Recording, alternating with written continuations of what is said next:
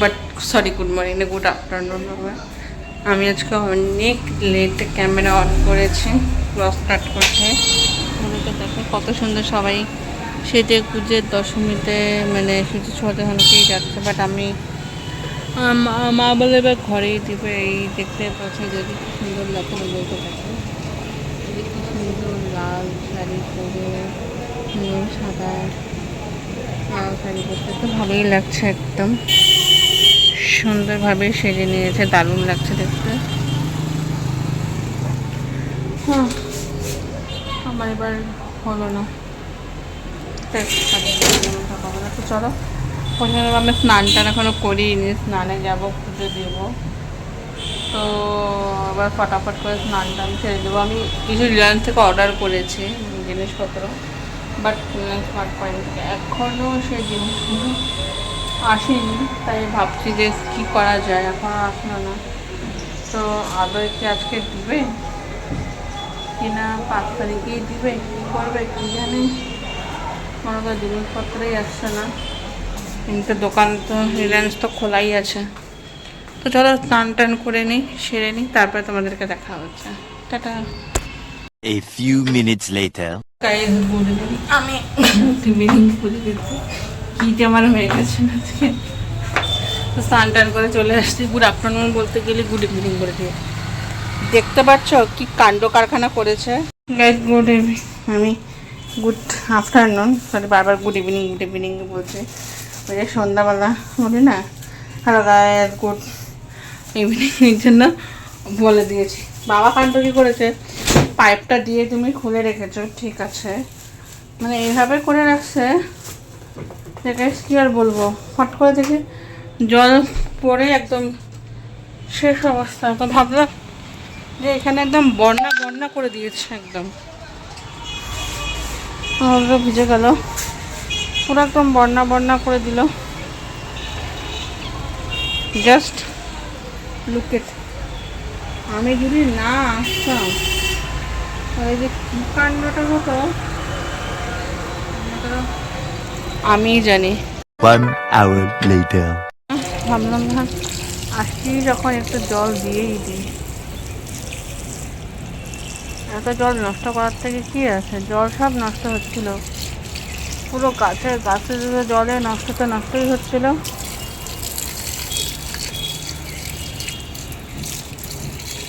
বললাম না কেউ কোনো মানে আমি ভাগ্যি গেল, এখন আমি দৌড়াতে না ঠাকুর পড়তে গেলাম, ঠাকুর বলে যায় অনেক জ্বালা হয়ে গেল, পুজোটা দিব, তারপরে প্রসেশনেও যেতে হবে। তো যাই সুন্দর করে একটা ইয়ে করি, পুজোটা দিয়ে নিই। মা তো এখানেই সিঁদুর ছোঁয়াবে, তো করি। এসে দেখি আমি এই কাণ্ড কারখানা করে রেখেছে পুরো। আমি যখন আসছি জলে থই হয়ে গেছে, মানে পাইপটা পড়ে গিয়ে জলে থই হয়ে গেছে।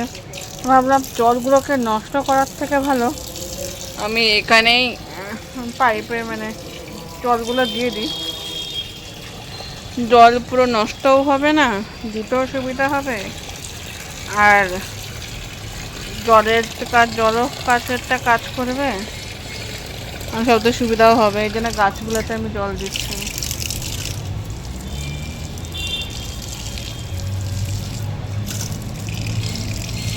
মানে না জল দেওয়া হচ্ছিল না, আর পুরো অবস্থা খারাপ হয়ে যাচ্ছিল। গাছগুলো একটুখানি ভিজুক। দাঁড়াও গপু, জানি তোমারও খিদে পেয়েছে, গুপুরও খিদে পেয়ে গেছে, মানে আজকে বেলাও হয়ে গেছে অনেক।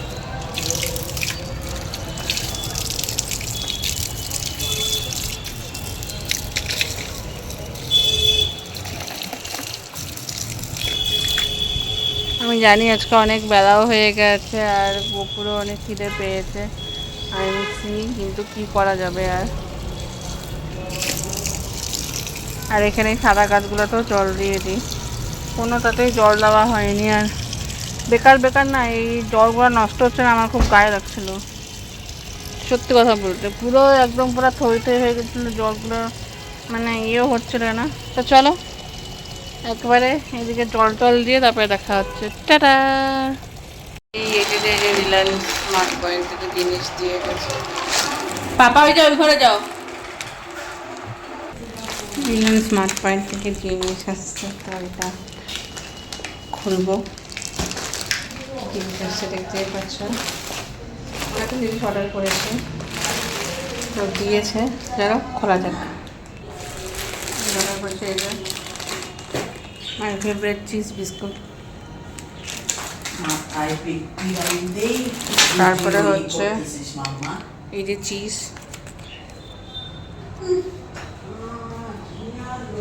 চিজ তো গাইস কী কী সেটাই তোমাদের সাথে শেয়ার করবো। প্রথমে দিকে যে চিজ, এটা হচ্ছে পাও চিজ বিস্কুট, ডিলিশিয়াস, খেতে আমার তো খুবই ভালো লাগে, এটা নিয়ে এসেছে। তারপরে যে চিজ, পুরো একটা প্যাকেট চিজ নিয়েছি। চিজ দিয়ে অনেক কিছুই বানানো যায়, যেরকম হচ্ছে যে চিকেনের স্টু বলো বা হেমাতাচি বলো, যে কোনো জিনিস এসেছে। যেমন চিজ আর বাটারটা খুবই লাগে, তো বাটার তো পাইনি, চিজটাই নিলাম। আর এটা একটা ঠাকুরের বিস্কুট,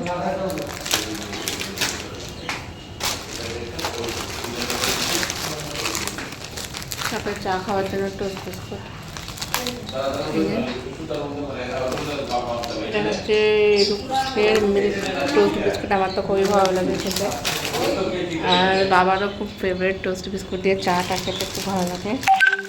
আর এনেছি এরকম 5টা মেম্বার সাবান, সেটা আমার খুব পছন্দ না, মার জন্য গায়ে নিয়ে আমার কালারটা তো পছন্দ না।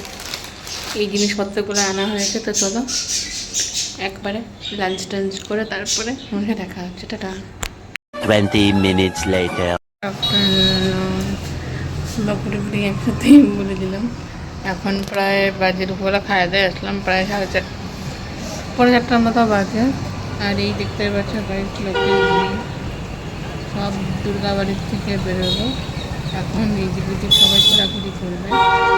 আর দুর্গা পুজোর ছেলে মেয়েদের লাইন দেখা যায়নি। এই যে গাইস দেখতেই পাচ্ছ, জাস্ট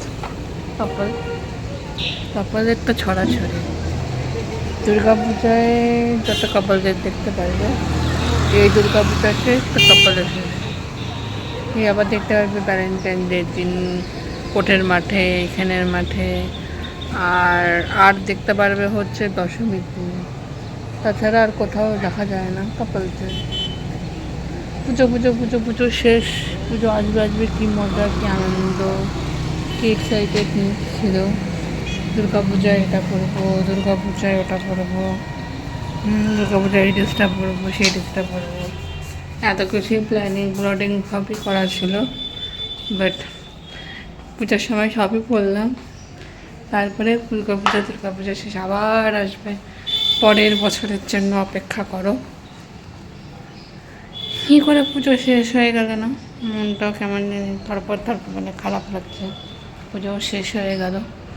তো গাইস এখন একটু বসে বসে ব্লগ এডিট করি, আর হাফ করে রেখেছিলাম আর হাফ বাকি আছে, তো এডিট করে তারপরে দেখা হচ্ছে। A few moments later. হয়ে গেছে দেখতেই পাচ্ছ, পুরোপুরি রেডি ভাসানের জন্য। একদম মেয়েকে প্লাজো করে নিয়েছে আর এই কুর্তিটা পরে নিয়েছে। হ্যাঁ দিলাম তো সেই রবি, আমি অলমোস্ট রেডি। আজকে একটু অনেকদিন পর মানে ফার্স্ট আজকে একটা হস্টেলে করলাম, এটাকে তো হোস্টেল না করলে ভালো হবে না, এটাকে তো খোপাও ভালো লাগতো, বাট না, একদম মনে হলো যে হোস্টেলই করি, হোস্টেলটাই বেশি ভালো লাগছে আর কি। হ্যাঁ আমি 30 টাকা আছে আমার কাছে, পাপা দিচ্ছে, পাপা 30 টাকা চাই দিচ্ছে। না মোবাইলে নিয়ে নেবো।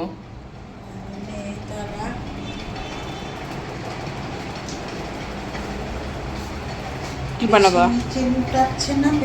না ঠিকই আছে, বেশি উপরে ওঠানো যায়, উঠাই দিতে ঠিকই আছে। চলো 15 minutes later.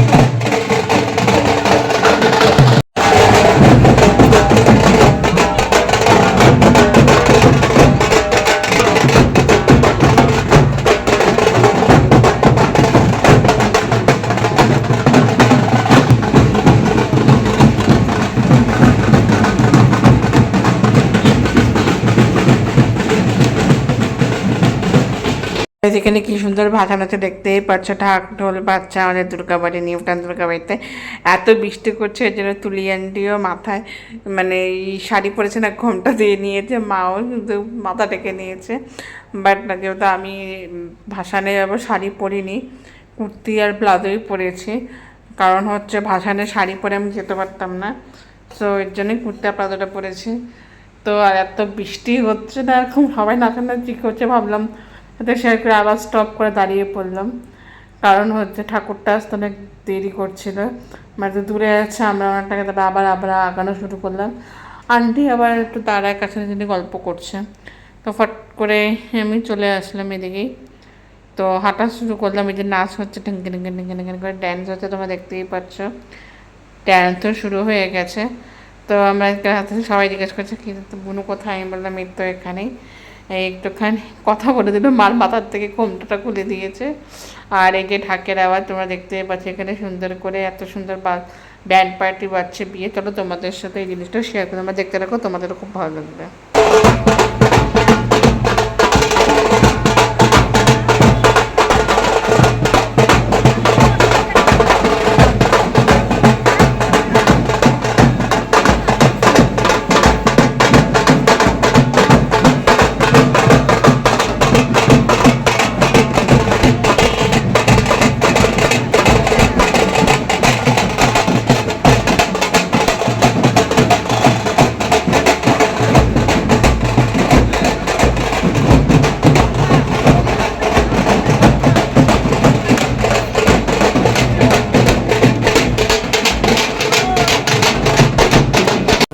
3,000 years later. প্রচণ্ড বৃষ্টি হচ্ছে, মানে বৃষ্টি তো হচ্ছে, মানে খুব জোরে নেমে গেছে। দেখি মা ফোন করে বললো যে বাড়ি চলে, আর প্রচণ্ড বৃষ্টি হচ্ছে। তো ভাবলাম যেন টোটো করে বাড়ি চলে যায়, যাবার আগে আন্টি বলো একটু খাটে।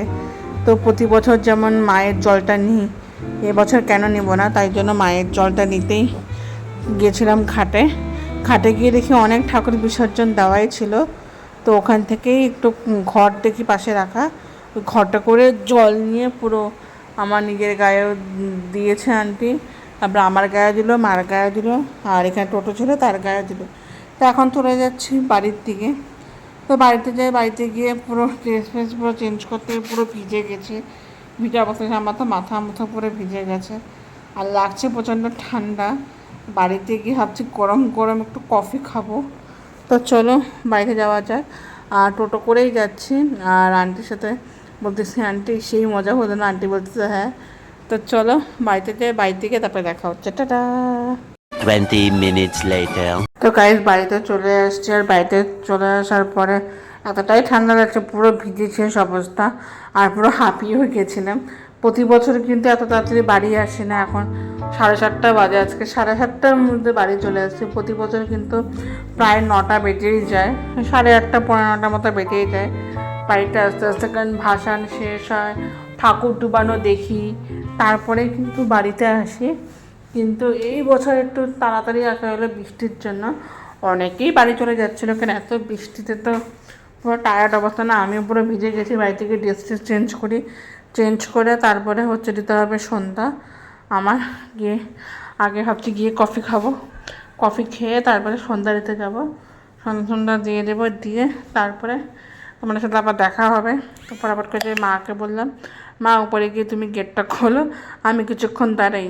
তো মা বললো তুই ভিজে গেছে, তাড়াতাড়ি ঘরে আয়। আমি সেই আসতে আসতে দাঁড়াও, তুমি গেটটা খোলো। তো বললাম তো মা গেটটা খুলে চলো, ড্রেস ফ্রেস চেঞ্জ করে তারপর দেখা হচ্ছে, টাটা। 1 eternity later. আমার এত ঠান্ডা লাগছিল, চুলগুলো পুরো ভিজে একদম বেঁচে গেছে চুলগুলো, মানে আমার দেখতেই পাচ্ছ চুলগুলো পুরো পাগলের মতো ভেজা হয়ে গেছে। চুলগুলো একটু শুকাতে দিয়েছে, চুল শুকাতে দিচ্ছে, আর এদিকে বিস্কুট আর এদিকে কফি নিয়ে নিয়েছে। তো কফি আর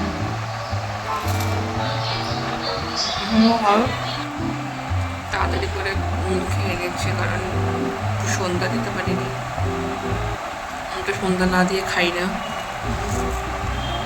বাইরে আমি খাচ্ছিলাম না, কারণ আমার এতটাই খারাপ লাগছিল যে মা চলে যাচ্ছিল, মানে পুজো আসবে সবারই একটা ভালো আনন্দ ফুর্তি মজা একটা এনজয় সব কিছুই হচ্ছিল। কি করে চলে গেল মা, আসলো ইয়েতে মহালয়াতে। আমরা সত্যি গেলাম ফটাফট করে দুর্গাপূজাও চলে গেল। মনটা খুব খারাপও লাগছিল আমার। এখন ঠাকুর বিসর্জন হয় আমার খুব কান্না পায়, খুব কেঁদে দিয়েছে আমি খুব বলে বোঝাতে পারবো না।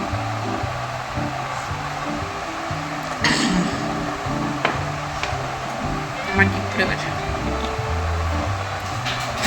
জিভ পুড়ে গেছে। আমার জিভ পুড়ে গেলে না কিছুই টেস্ট পাওয়া যায় না। খাবো কি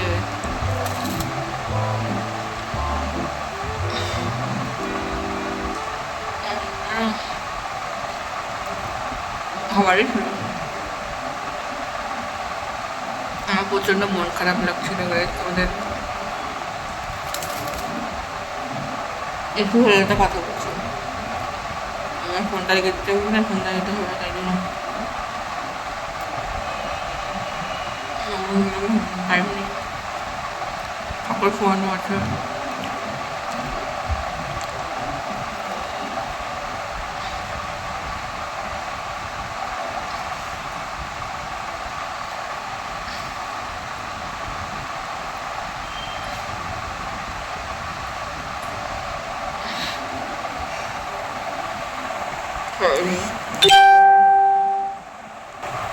মা কি করে চলে গেল আমি বুঝতেই পারলাম না। আসলো সে আবার চলেও গেল।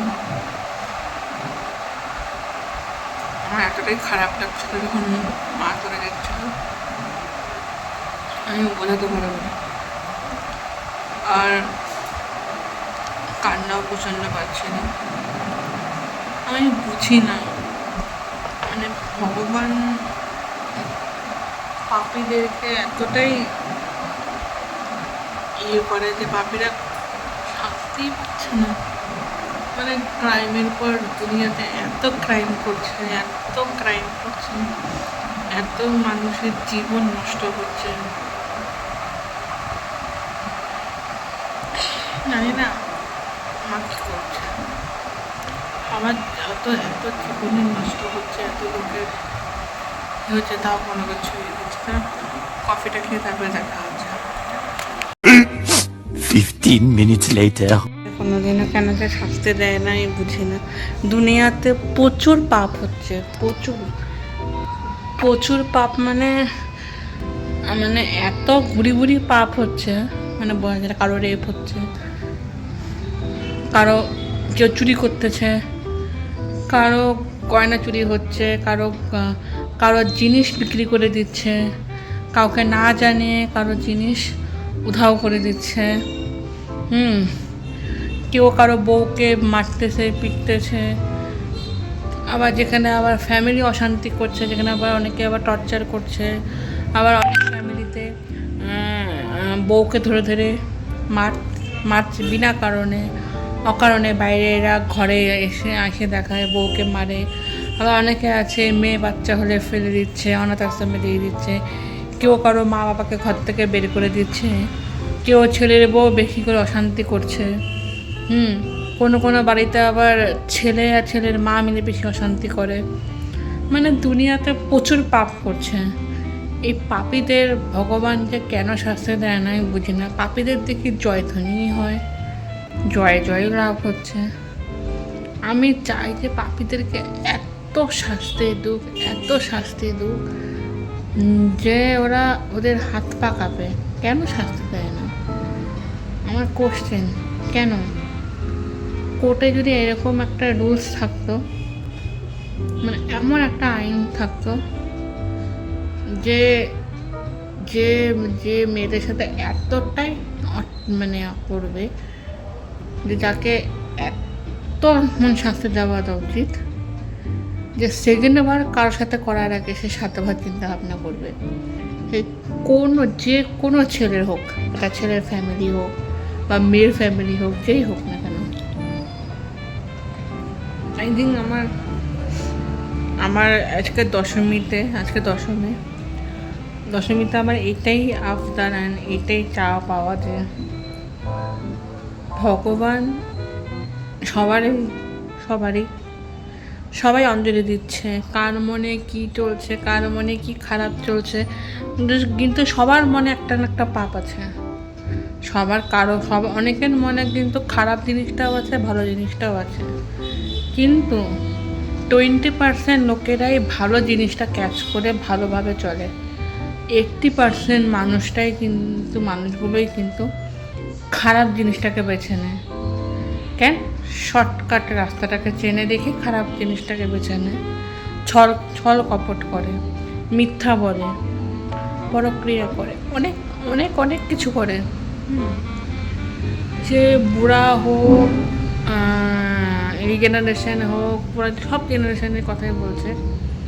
কোনো দিন না আমার মানে আজকে মা যাচ্ছে দেখে আমারই বুক ফিটে কান্না পাচ্ছিল যে মা তুমি চলে যাচ্ছ কারণ তুমি এখানে থাকতে পারলে না, এই জন্য তুমি বৃষ্টিটাও দিলে, কারণ তুমি থাকতে পারলে না। চারিপাশে এত পাপ হচ্ছে, এত পাপ করছে লোকেরা, এর জন্য তুমি থাকতে পারলে না দেখেই তুমি বৃষ্টি দিয়ে চলে যাচ্ছে, যাতে বৃষ্টি হোক, সব পাপ ধুয়ে যাক। কিন্তু এই পাপ এত সহজে ধোয়া যায় না, এত সহজে ধুবে না। স্বয়ং মা এসে যদি এদেরকে শাস্তি না দেয় না, কেউ কোনো দিনও পাপ ধুয়ে যাবে না। প্রচুর পাপ হচ্ছে। আমি আমার কথা বাদ দিলাম, আমিও পাপের শিকার হয়েছি, কিন্তু আমার কথাও বাদ দিলাম। আমি অনেক মেয়েদেরকে দেখি, অনেক মেয়েরা এরকমও আছে, তার ফ্যামিলির সাপোর্ট পায় না যে তাদের সাথে লড়াই করবে, তাদেরকে মুখ্য জবাব দিবে, তাদেরকে মানে উচিত শিক্ষা দেবে। অনেক ফ্যামিলিরা আছে বলবে না তুমি এখানেই থাকো, যতই কষ্ট হোক তোমার ঘর, তুমি এখানেই থাকো, তুমি বাড়িতে ফিরে আসতে পারবে না। অনেক মেয়েরা আছে যে প্রচুর কষ্ট সহ্য করে, কিন্তু এখানেই থাকতে হয় তাকে। লাস্ট মাস তাকে এত টর্চার করে যে তাকে মানে নিঃশ্বাস প্রশ্বাসের অবস্থা খারাপ হয়ে যায়, যাতে মেন্টাল প্রেশার হয়ে যায়, যাতে তার মাইন্ডে এফেক্ট পড়ে, যাতে তার প্রচণ্ড পরিমাণে তার কিছু একটা তার কোনোদিনও তার ফ্যামিলির সাপোর্ট পায় না। বা অনেক মেয়েরা আছে ফ্যামিলির সাপোর্ট পায়, ফ্যামিলির সাপোর্টে সে নিজে লড়াই করতে পারে, নিজের জবাব নিজে দাঁড়াতে পারে, যে নিজে হ্যাঁ যেখানে অন্যায় হচ্ছে আমি কেন অন্যায় সহ্য করব, আমি অন্যায়ের বিরুদ্ধে দাঁড়াবো। সে হাজব্যান্ড হোক, সে শাশুড়ি হোক, বা সে যেই হোক না কেন। আমি তোমাদের একটাই কথা বলবো, যেখানেই অন্যায় হবে না, কারণ একটা মেয়ের সাথেই যদি অন্যায় হয় বা একটা ছেলের সাথেও যদি অন্যায় হয়, সেখানে উঠে দাঁড়ানোর আগে ডিসাইড করবে, বিচার করা উচিত যে ছেলেটা যেটা বলছে সেটা কি আদৌ সত্যি, মেয়েটা যেটা বলছে মেয়েটা কি আদৌ সত্যি। আমি দুই পক্ষের ভালো মতো বিচার করে, যাচাই করে, একটুখানি আশেপাশের লোকের থেকে খোঁজ খবর নিয়ে সব কিছু করে তারপরে ডিসাইড করা উচিত যে কে ভালো কে খারাপ। আসলে এটা আমাকে যদি কেউ কোনো কিছু জিজ্ঞেস করতে আসতাম তো ডাইরেক্ট এটাই বলে দেবো যে দেখো মেয়ে সত্যি বলছে না ছেলে সত্যি বলছে সেটা তো আমি জানি না, ঠিক আছে। হ্যাঁ, যদি আমি তাকে চিনি বা অনেক দিন ধরে চেনাশোনা, তার সাথে আমার ভালো খাতির আছে, তার বাড়িতে আমার যাতায়াত আছে, তার সাথে বহু বছর ধরে আমার খাতির আছে, হ্যাঁ তাকে আমি চিনি, হ্যাঁ বলতে পারবো যে না এ খুব একটা ভালো আছে, বা সে খুব একটা মারাচর ধরে চলে, বা সে খুব একটা না সেটা আমি বলতে পারবো। কিন্তু হ্যাঁ, আমি হুট করে কয়েকদিনে আমার পরিচয় হলো, হুট করে তাকে আমি বলবো না সে খারাপ, অবভিয়াসলি নট। যে থাকে সে একমাত্র বলতে পারবে, আর যে পুরানা পরিচয় সে একমাত্র বলতে পারবে। আর নতুন মানুষ কিন্তু কখনোই বলতে পারবে না কে ভালো কে খারাপ। অ্যাটলিস্ট খোঁজ খবর নিয়ে মিশলে কথাবার্তা বলে অবশ্যই জানতে পারবে। সেটাই আমার কথা। মায়ের কাছে আজকে আমার অনেক প্রচুর প্রশ্ন আছে, প্রচুর আমি আবেদন করে রেখেছি। জানি অনেকেই হাসবে, অনেকেই বলবে কি প্রশ্ন আবার মায়ের কাছে, কিসের প্রশ্ন। মায়ের কাছে আমি অনেক কোশ্চেন আমি দিয়ে রেখেছি। মা এই কোশ্চেনের সলভ যেদিনকে মা আমাকে করে দিতে পারবে, মা তো আজকে চলে গেল না, আজকে তো মাকে ডুবিয়ে দিল, মানে মার আজকে হয়ে গেল স্নান, মানে দশমী আজকে মা চলে গেল, বিদায় নিল। যবে মা এই প্রশ্নগুলোর মানে সঠিক অ্যান্সার দিতে পারবে, সেদিনকে আমি বললাম, সেদিনকে আমি মন ভরে আমি পুজো দেব। আমি অঞ্জলি দিয়েছি, এমন না যে আমি সবার শেষে কিন্তু অঞ্জলি দিয়েছি। আমি অনেক লাস্টে অঞ্জলি দিয়েছি। কিন্তু আমি কিন্তু এই যে এত পূজা আচ্ছা হয়, আমি দুর্গা বাড়িতে আজ আর কোনোদিন মানে যাবো কি না, মন্দিরে পুজো দেওয়া এই দেওয়া, কিন্তু আমি প্রচুর করেছি, প্রচুর করেছি। আজকে মায়ের কাছে আমার একটাই আবদার, আমার কিছু কোশ্চেন আছে, সেটা আমি কাউকে এখন কিছু বলবো না, শুধু আমি আমার মায়েকেই বলবো, দুর্গা মাকে। আমার মা বলতে দুর্গা মাকেই আমি কোশ্চেন বলে দেবো। যবে দুর্গা মা এই কোশ্চেনের সলভ করে দিতে পারবে, যেদিনকে দুর্গা মা মানে কোশ্চেনের সলভ করে দিয়ে সমস্ত কিছু অ্যান্সার আমাকে বের করে দিয়ে আমাকে ভালো একটা সেলিব্রেশন, ভালো জিনিস সব কিছু করে দিতে পারবে, সেদিনকে আমি নিজে হাতে ভগবানকে নিজে হাতে ভোগ রান্না করে খাওয়াবো। আমি জানি আমি কোনো অন্যায় করিনি, আমি নিজের জন্য লড়েছি, এখনও লড়বো। আমি কোনো অন্যায় করিনি, এটা আমি ভালো করেই জানি যে আমি কোনো অন্যায় করিনি, কোনো কিচ্ছু খারাপ না আমি যেগুলো বলেছি। হ্যাঁ, আজকে আমার জায়গায় অন্য কেউ হলে নিশ্চয়ই এই জিনিসটা পারতো না।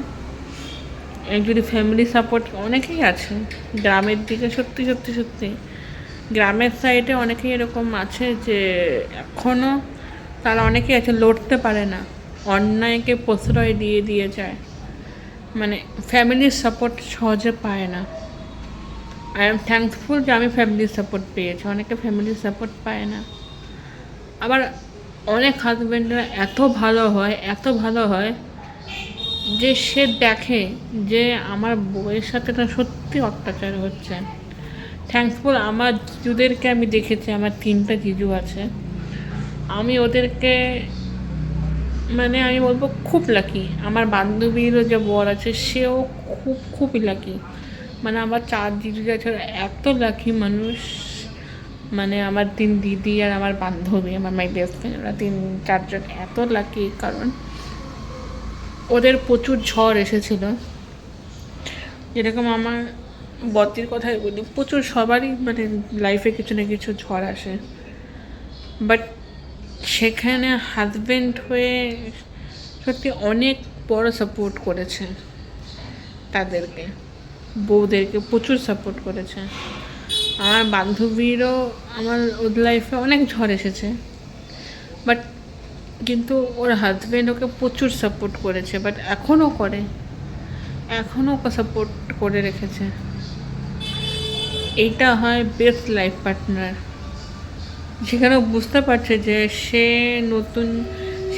সে পুরানা ঘর বাড়ি মা বাবা ছেড়ে একটা নতুন পাড়াতে নতুন জায়গাতে এসেছে। তাকে দেখার দায়িত্ব আমার, তাকে সেবা করার, তার কী প্রয়োজন না প্রয়োজন সব কিছু দেখার দায়িত্ব আমার। যখন শাক পাক ঘোরা হয় ওখানেই একটা বচন নেওয়া হয়, আর ওখানেই বলা হয় যে বউয়ের সমস্ত কিছু দায়িত্ব এখন থেকে হাজব্যান্ডের থাকে, নিয়ম থাকে, তো ওটা একটা নিয়মে পড়ে থাকে। কারণ হচ্ছে একটা মেয়ের যখন তার বাড়ি ঘর সব কিছু ছেড়ে পাড়া যেখান থেকে ছোটোর থেকে বড় হয়েছে সেই জায়গা জোগা সমস্ত ছেড়ে যখন সে নতুন জায়গায় যায়, সেখানে যাওয়াটা খুব একটা কিন্তু কঠিন নয়।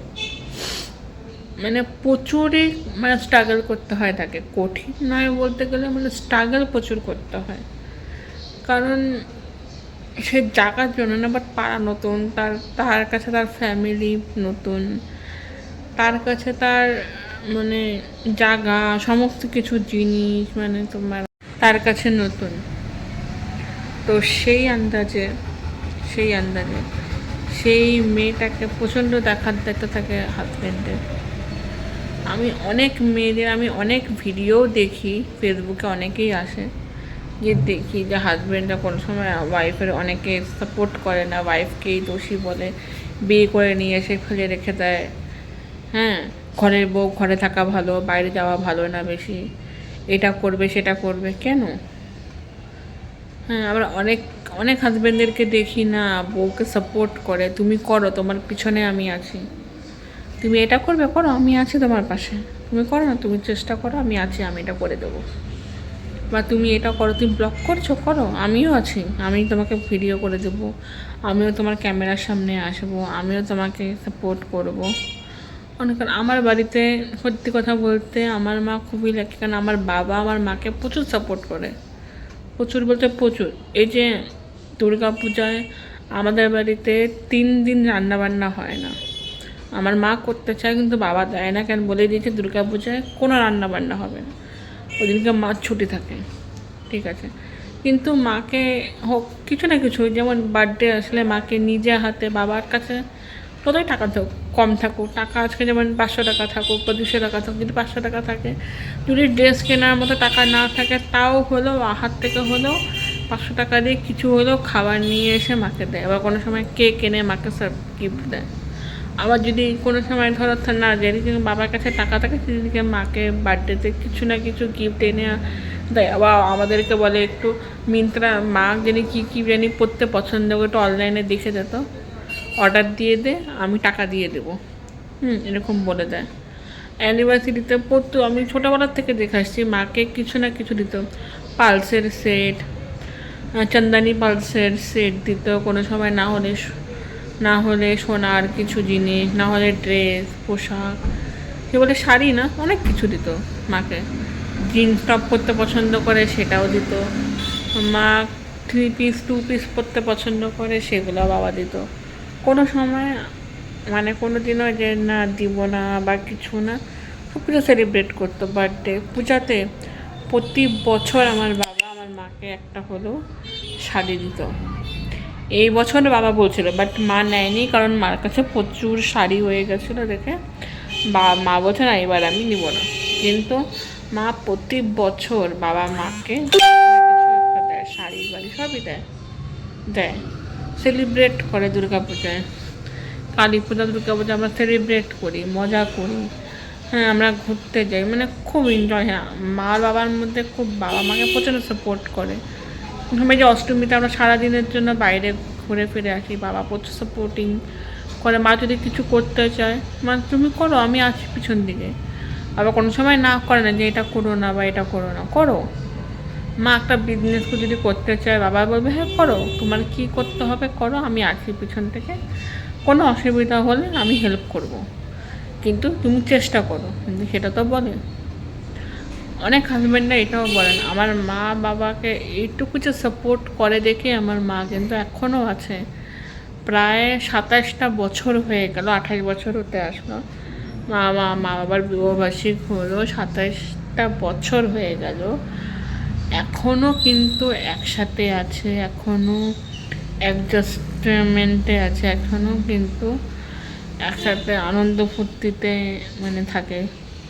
হ্যাঁ, হাজব্যান্ড ওয়াইফের মধ্যে ঝগড়াঝাটি তো হয়, এটা সবারই হাজব্যান্ড ওয়াইফের ঝগড়াঝাটি হয়, কিন্তু এই যে আন্ডারস্ট্যান্ডিংটা সেটা কিন্তু একমাত্র বাবা। এই যে মানে এই যে মা আমরা বৃষ্টিতে ভিজছিলাম, বাবা ওখান থেকে চিন্তা করে কিন্তু ফোন করেছে যে তোমরা কোথাও আছে, এখানে তাড়াতাড়ি বৃষ্টি পড়ছে, তাড়াতাড়ি তোমরা কিন্তু টোটো নিয়ে চলে আসো। হ্যাঁ, কারণ বাবা এখনও কনসাল্ট যে না মা আমার চিন্তা করছে, না বৃষ্টি পড়ছে, যদি ঠান্ডা লেগে যায়, যদি জ্বর টর আসে। লেক্সমি এটাই আমি বলতে চাচ্ছি যে মার বাবার কিন্তু অ্যারেঞ্জ ম্যারেজ হয়েছে, নট লাভ ম্যারেজ। কিন্তু এই আন্ডারস্ট্যান্ডিংটা সবার মধ্যে, এই যে বাবার যে মানে কেয়ারিংটা, এই যে একটা আন্ডারস্ট্যান্ডিংটা, এটা মানে আমি আজ পর্যন্ত দেখিনি। মা বাবার অ্যারেঞ্জ ম্যারেজ হয়েছে, কিন্তু দেখে কেউ বলবে না যে মাদের অ্যারেঞ্জ ম্যারেজ হয়েছে, দেখে মনে হবে লাভ ম্যারেজ হয়েছে, কিন্তু না, অ্যারেঞ্জ ম্যারেজই হয়েছে। কিন্তু বাবার মা যখন বিয়ে হয় না, মা কিন্তু বাবাকে দেখেনি, বিয়ের দিনকে ডেকেছিল। তো চলো বিগ বস টিগ বস দেখে তারপরে দেখা হচ্ছে তোমাদের সাথে। টাটা। 2000 years later. প্রায় অনেক রাত হয়ে গেছে, প্রায় বেশি রাত না, 11:30 মতো বাজে। তো আমাদের কাছে তো এখন অনেকই রাত। চেঁচামেচি একটা টোটো ফুটো তো আওয়াজ শুনেই দেখলাম বাইরে কিন্তু প্রচণ্ড জোরে বৃষ্টি হচ্ছে, মুষলধারে, আর লোকজনেরও ক্যাঁ ক্যাঁ ক্যাঁ ক্যাঁ আওয়াজ। তার মধ্যে মুষলধারে একটা বৃষ্টি হচ্ছে। দশমী ফিল তো হয়েই গেছে, দশমী। তো ব্লগটা বেশি আর লম্বা করবো না, ভাবছি এখানেই মানে শেষ করব। আর অনেক লম্বা করবো, আর লম্বাই করবো না। দশমী শেষ, পুজো শেষ, তো ব্লগটা এখানে এন্ড করি। তারপরে আমার কাজ আছে, টেবিল মোছা আছে, ভাতটা সরাবো, ভাতটা রাখবো। আর শোয়ার আগে তো এক গ্লাস দুধ খাই, দেখি শরীরটা বুঝে। তো চলো ব্লগটা এখানে এন্ড করছি। আমারটা ভালো লাগলে কিন্তু অবশ্যই লাইক, কমেন্ট, শেয়ার, সাবস্ক্রাইব করতে একদম ভুলবেন না। বেল আইকনটা ক্লিক করবেন, কাজে নোটিফিকেশান আপনার কাছে চলে যায়। Bye bye, good night. আবার দেখা হচ্ছে নতুন একটা ব্লগ নিয়ে। তো ছোটোদের ভালোবাসা আর বড়োদের আশীর্বাদ নিয়ে এখানে সবাইকে জানাই শুভ বিজয়া। সবাই ভালোভাবে পুজো কাটিয়েছ। তোমাদের সবার পুজো কেমন কাটলো অবশ্যই কমেন্টে জানাবেন। তো tata, bye bye, good night. দেখা হচ্ছে সকালবেলা নেক্সট ব্লগে। বাই।